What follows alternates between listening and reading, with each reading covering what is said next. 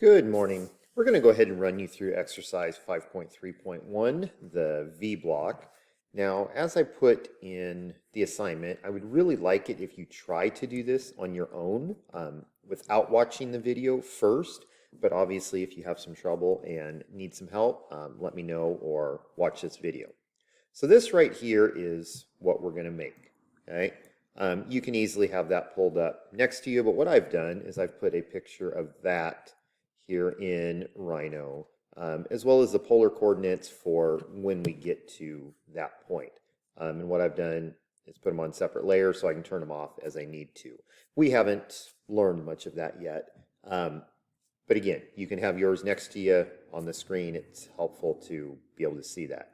I've opened Rhino in small objects millimeters, like the directions tell us to, and we're going to go ahead and use millimeters this time because we're going to be 3D printing this piece to make sure that it actually fits. That's how we're going to know that we did it right. So we're going to start down here in the lower left-hand corner, and I'm going to use the polyline tool up here on the upper left. And I'm going to show you several different ways that we can do this. Now, we're starting right here, and we're going to start at 0, 0. So at this point right here, so I can hit 0, enter, and you see it snaps to that point. Next, I'm going to use absolute coordinates for a couple of these, and I'm going to draw this line upwards, so on. So that's over 0 on the x-axis, so we can type 0, 40, and it's 40 up on the y-axis, and hit enter, and we just drew this line right here. Next, we're going to go 8, 40, enter. Okay. Now we just need to go up 8, so we're going to go 8, 48, and it's going to go up. So we could keep doing that using absolute coordinates. Now, once we get a little further in, that could get to be a little bit challenging because we're going to have to do a bunch of math in our head. Okay, how far over am I? How far up am I? So sometimes that works. Sometimes that's not necessarily the easiest. Now what we're going to do is use relative coordinates. So absolute coordinates are based off of 0, 0. Relative coordinates are based off of the last point that we made. So to do relative, we type R, and then we put in what our coordinates are. I need to do this one, so I need to go -8 on the X, and since it's going straight across, that's 0 on the Y. So I'm going to type R, -8, 0, enter, and you see it draws this one right here. For the next one, we're going up 40, so R, 0, 40, and it draws this one up. R, 8, 0, because this one goes across, and hit enter. Okay? And so now we've drawn this whole left side of this up to the point where we need to do our angle right here. So it tells us that's 45 degrees. So how do we do an angle? Well, if we look here on our polar coordinate chart, going down at that angle would be 45 degrees off of 0 or 45 degrees off of 360. So if we take 360 minus 45, that gives us 315. So the way we're going to do this is we're going to type our length. Right here it says 36.77. So 36.77. And hit enter, and then we're going to do the less than sign. So if we hold shift and press the comma key, and as we said, that's going to be 315, so we'll go 315, enter, and see how that white line brings it down like so? So then we can just bring it down, and we can click, okay, and it's accepted that. Now we look here, this one goes down 8, so we could do that as a relative coordinate. R, 0, it's going down 8, so -8, enter, and so on. Okay, so that's relative coordinates. Now we can do where we just type in a length, and we drag it, and we click.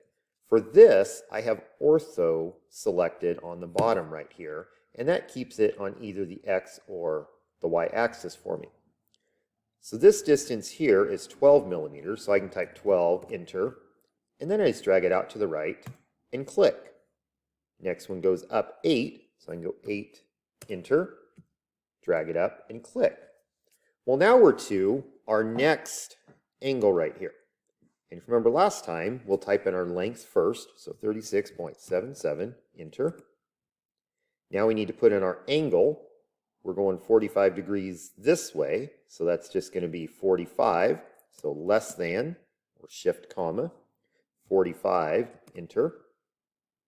And we pull it out that way, and we can see it brings it to a 45-degree angle.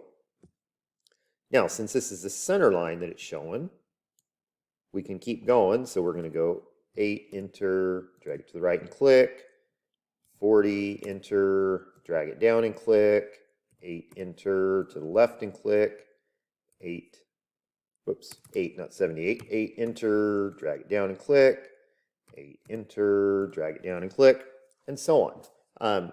So a couple different ways there we could do that. If we go back to relative coordinates, this one's going down 40, so I could go R0, because we're not moving side to side at all, comma, negative 40, and it brings it down there. Okay, this one is 16, so R, negative 16, comma, 0. And we're right there. Okay, now we're up to another angle again. If we look over here, the length of this is 8 millimeters, so 8, enter. And it says that's 120 degrees. Right here, that would actually be 120. So less than, shift comma, 120, enter. Bring it up. It goes over 40. So I can type 40, enter, drag it out to the right. Now we're going to go 8 millimeters, so 8, enter. And we have to put in our angle. So this way, instead of it being 120, it should be 60, it'd be the opposite, it'd be 240. So less than, shift comma, 240, enter. Brings it out that way, and then this should be 16 millimeters across here.